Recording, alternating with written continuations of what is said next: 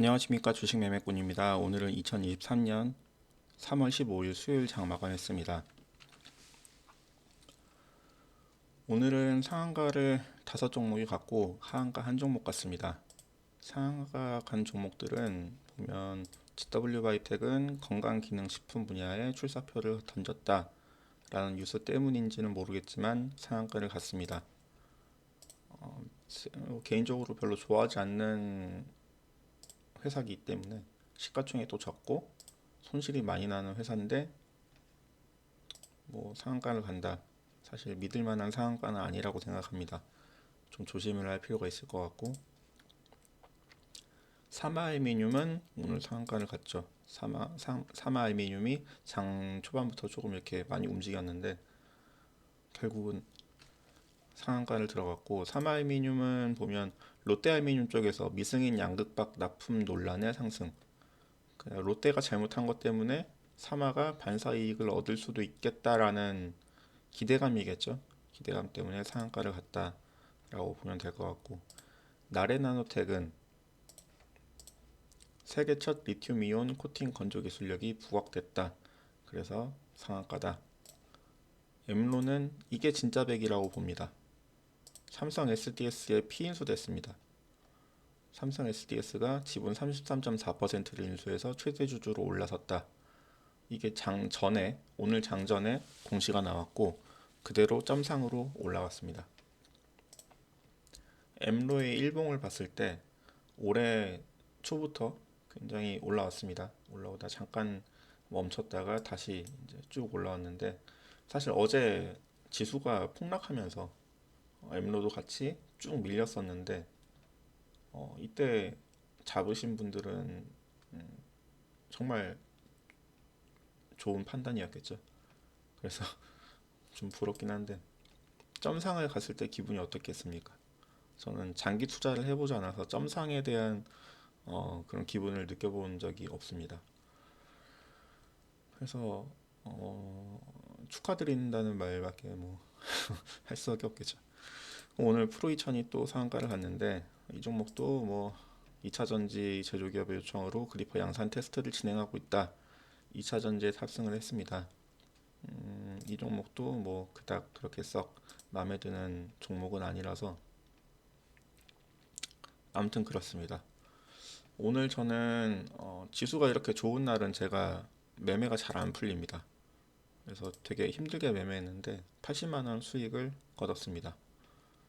장 초반에 EN 플러스 때문에 좀 힘들었는데 오늘 분봉을 보면 이렇게 쭉 떨어질 때 샀다가 손절을 하고 나야 되는데 손절을 하기도 전에 쭉 밀어버리는 바람에 손절을 좀 늦게 해서 그래서 손실이 좀 컸습니다. 25만 원대 손실. 수익이 많이 난 종목은 더존 비존인데 이 종목은 이때 익절을 잘 했죠. 쭉 빠지길래 매물이 계속 던져지다가 매물이 멈추는 그런 추세를 보고 잡았는데 34,250원에 잡았는데 그대로 이제 반등이 나와줘서 한 2%대 수익을 보고 나왔습니다.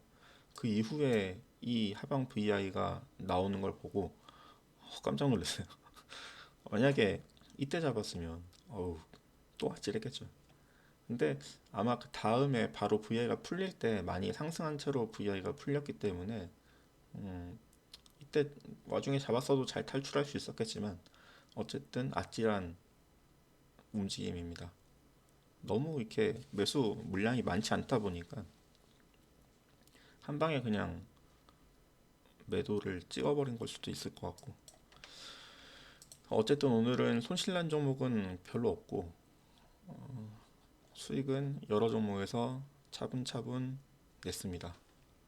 그래서 오늘 80만 원 수익이고, 오늘은 하한가 간 종목 디딤 ENF에 대해서 말씀을 좀 드려보고 싶어서 이 종목을 좀 준비를 해봤는데,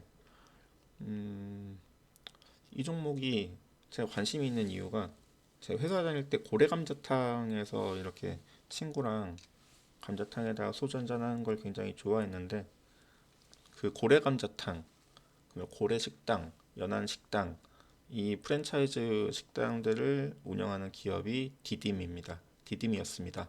지금 상호를 바꿔서 디딤 ENF가 됐는데 이 디딤 ENF에서 운영하는 식당들이 꽤 있었어요. 그래서 제가 그 식당들을 좀 좋아했기 때문에 디딤에 대해서 관심이 좀 있었는데 썩 그렇게 실적이 좋은 회사는 아니었습니다. 식당은 사실 뭐 가격대도 그렇게 나쁘지 않고 깔끔하고 괜찮다고 생각을 했는데 회사는 그렇지 않은 것 같았습니다. 그래서 주가는 그냥 쭉 뭐 이런 형태였어요. 주봉으로 봐도 뭐 큰 움직임 없이 그냥 쭉 이런 식으로 움직였는데 이 종목이 어제 그리고 오늘 이틀 연속 하한가를 기록했습니다. 그리고 오늘 장이 끝나고 나서 단일 계좌 거래량 상위 종목으로 이제 공시가 나왔는데 제가 봤을 때는 반대 매매입니다. 최대주주 쪽 그 담보 주식 담보 대출 그거에 이제 담보권이 실행되고 반대 매매가 나왔다라고 생각을 합니다. 어, 제가 좀 찾아봤는데 디딤 ENF의 최대 주주가 정답유통이라는 법인입니다. 그래서 오늘 여기에 보면은 기타 법인에서 매도가 많이 나왔죠. 그러니까 최대 주주 쪽 정답유통 쪽이 가지고 있던 지분이 반대 매매로 나온 걸로 그렇게 추측을 해봅니다. 좀 공시가 좀 지저분하더라고요. 이렇게 전환사채 만기 전 사채 취득도 굉장히 많고 그리고 주요 그 주식 등의 대량 보유 상황 보고서 이 공시도 굉장히 많고 지분 공시가 이렇게 많다는 건 뭔가 회사가 좀 지저분하다라는 생각을 들 수밖에 없습니다. 일단 뭐 대충 이렇게 훑어보면 11월 달에 작년 11월 달에 기한 이익 상실로 담보권 처분 권한 발생 이 얘기는 무슨 얘기냐면 정답유통 쪽에서 상상인 저축은행, 상상인 플러스 저축은행의 주식을 담보로 디딤 ENF 주식을 담보로 대출을 받았는데 그거에 대한 이제 뭐 이자를 지급하지 못했거나 그렇게 돼서 이 저축은행 쪽에서 지분을 처분하고 그걸로 이제 이자 금액을 충당했다 그렇게 추측을 해볼 수 있어요. 그리고 그 일주일 뒤에 다시 이제 대출 기한 이익을 회복했다라고 하는 건 아마 이자 금액을 제대로 이제 지급을 했거나 뭐 그런 거겠죠. 그리고 그 후로도 뭔가 이런 일련의 사건들이 굉장히 많습니다. 제3자 배정 유상증자 대상자가 원래는 TSI 홀딩스로 되어 있었는데 그거를 테라핀으로 바꿨습니다. 테라핀으로 바꿔서 40억을 납입을 받습니다. 그래서 유상증자를 했고 그리고 그 다음날 다시 공시가 나온 게 최대주주 쪽 정답유통 쪽 주식을 다시 반대 매매가 일부 나갔습니다. 그리고 그 다음날 다시 대출 기한 이익을 회복했다는 공시가 나오고 그리고 나서 그 와중에 이제 12월 21일부터 26일 사이에 정답유통 쪽에서 장내 매도로 주식을 60만 주를 팔았습니다. 디딤 ENF의 주식을 60만 주를 팔았고 그리고 인포IR이라는 업체에 72만 주를 장외에서 매도합니다. 이 인포IR의 최대주주는 이정민이고 정답유통의 주요주주입니다. 그러니까 특수관계인들 사이에 지분 거래가 계속 이제 이어지는 거죠. 1월 달에도 마찬가지로 정답유통에서 인포IR에 75만 주를 장외로 매도를 합니다. 장외에서 매도를 했고 뭐 이런 과정들을 봤을 때 뭔가 이 정답유통 그리고 대표이사 이정민 이 사람들 사이에 거래가 이제 지분 거래가 굉장히 많이 생겼고 그리고 이 대출 기한 이익을 상실했다는 이 공시들이 좀 느낌이 세하죠. 뭔가 자금에 문제가 있다. 최대주주 쪽 자금력에 문제가 있다.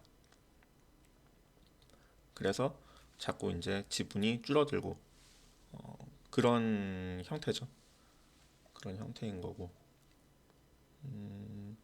사실 이렇게 최대주주 쪽 그리고 대표이사로 있는 사람이 자금이 모자라다. 이러면 사실 우리가 상식적으로 생각을 해봐도 회사 돈을 끌어다가 쓰지 않겠습니까? 저는 뭐 워낙 그런 경우를 많이 봐왔기 때문에 물론 개인의 이제 개인과 법인의 돈은 분리되어 있지만 그 법인에서 나 이제 현금이 좀 모자라니까 대출을 해서 법인한테 빌리는 걸로 해서 돈을 좀 끌어다가 이자를 막을 수도 있잖아요. 사람이라는 게 그렇잖아요. 내가 운영하는 회사, 내가 대표로 있는 회사, 이 회사에서 돈을 조금 이렇게 빌려서 이자를 막고 그리고 나중에 다시 갚으면 되니까. 사실 이거는 불법적인 거래는 아니거든요. 뭐 직원한테 대출해 주는 거랑 똑같은 거예요. 직원 대출이 있잖아요. 회사들 가면은 뭐 회사 내규들마다 다 다르겠지만 그런 식으로 대출을 해서 갚을 수도 있는데 그러면은 반대 매매는 안 나갈 거 아닙니까?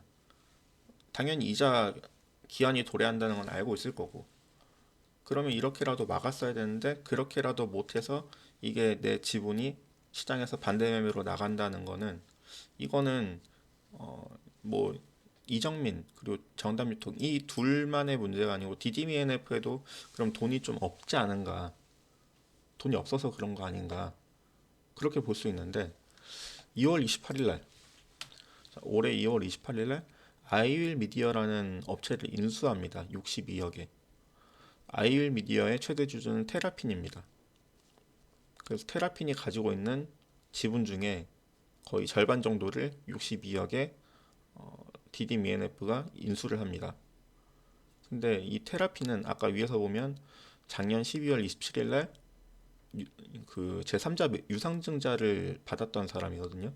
그러니까 테라핀에서 DDMF로 40억이 들어오고 그리고 다시 2월 28일 날 DDMF에서 테라핀으로 62억이 나갑니다. 이런 거래가 일어나요. 그리고 공시에는 그렇게 써 있지만 이 지분을 절반 정도 테라핀이 가지고 있는 지분의 절반 정도를 인수를 하고 그 남아있는 테라핀이 가지고 있는 지분도 그 의결권을 디딤으로 가져온다. 디딤에게 위임한다라는 뭐 그런 내용이 있어요. 이렇게 봤을 때 이게 대체 무슨 일인가?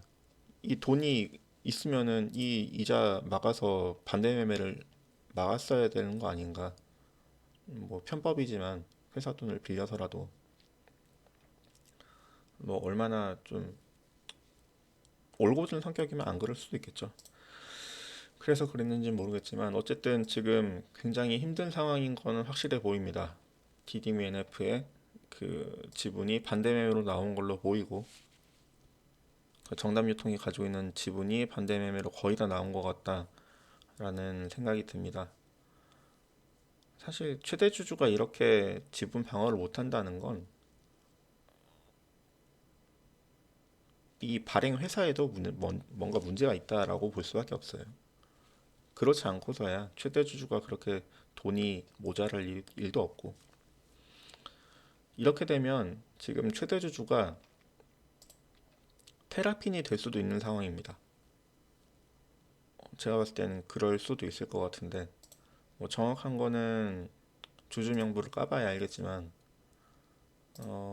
분기 보고서의 주요 주주를 좀 봐야 될 것 같은데 이때 주주에 관한 사항 이걸 보면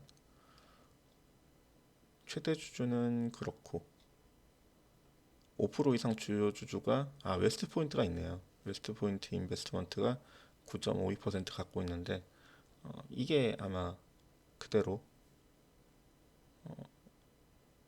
될 것 같네요. 그대로 웨스트 인베스트먼트가 최대 주주가 되지 않을까. 참 이렇게 지분 방어를 못 한다는 건 좀 안타까운 일이고 어쨌든 지금 소액 주주들은 굉장히 크게 물린 상황인 거잖아요. 이틀 연속 하한가가 나오면서 어, 제가 봤을 때는 좀 어려워 보입니다. 회사 자체 내부적으로 재무제표도 지금 굉장히 안 좋은 상황이고 손실이 많이 나와 있는 상황이고 해서 반등이 나와서 좀 살아난다면 좋겠지만 뭐 워낙 제가 또 좋아하는 그런 식당들 운영하는 회사기도 하고 해서 정이 많이 가는데 회사 자체는 좀 어렵지 않은가라고 생각을 하게 합니다. 그래서 오늘도 좀 어려운 회사들을 좀 살펴봤고 뭐 3월 달에는 계속 이런 일들이 벌어질 수밖에 없는 거고 좀 조심하는 3월이 되어야 될 것 같습니다. 오늘 영상은 여기까지 하겠습니다. 감사합니다.